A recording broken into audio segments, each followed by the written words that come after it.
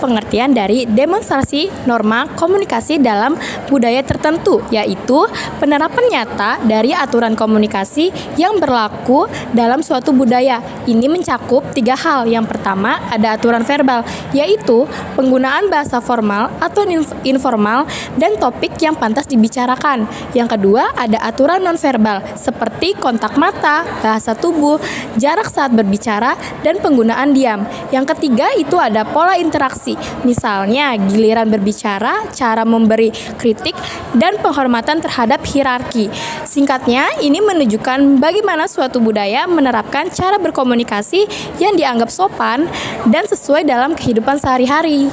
Fungsi norma komunikasi dalam budaya. Yang pertama, mengatur perilaku. Yang kedua, ada transmisi budaya. Yang ketiga, ada mencegah konflik. Yang keempat, ada menciptakan keselarasan. Dan yang terakhir, ada membantu mencapai tujuan bersama. Prinsip norma komunikasi dalam budaya tertentu. Pertama, kita harus saling menghormati dalam tutur kata dan sikap. Kedua, menyesuaikan cara bicara dengan situasi dan lawan bicara. Ketiga, menjaga etika berbicara agar tetap sopan sesuai adat. Keempat, gunakan bahasa yang halus dan santun. Kelima, pahami simbol nonverbal seperti gestur dan ekspresi wajah. Tujuan norma dalam komunikasi budaya. Yang pertama, mengatur perilaku, menyediakan pedoman tentang cara berinteraksi, berbicara, dan bertindak yang sesuai dengan nilai-nilai budaya. Yang kedua, mencapai efektivitas, memastikan komunikasi berjalan efektif dan harmonis dengan mengurangi kesalahpahaman dan konflik akibat perbedaan budaya. Yang terakhir, menjaga keharmonisan, mendorong rasa hormat dan toleransi antar budaya sehingga menjaga nilai-nilai inti dan sosial dalam interaksi.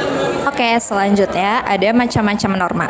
Yang pertama ada norma cara.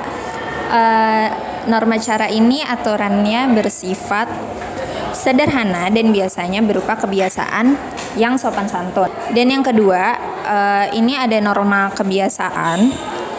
Norma yang lebih mengikat daripada norma cara karena dilakukan secara berulang dan dalam percakapan berinteraksi sopan dengan tetua adat. Lalu yang ketiga, ada norma tata kelakuan. Norma yang lebih kuat karena telah disepakati sebagai nilai standar moral dan sosial. Lalu yang terakhir, ada norma adat istiadat. Norma dengan daya ikat paling tinggi dan bersifat turun-temurun. Biasanya berisi aturan yang sangat dijaga dan terkait dengan identitas budaya.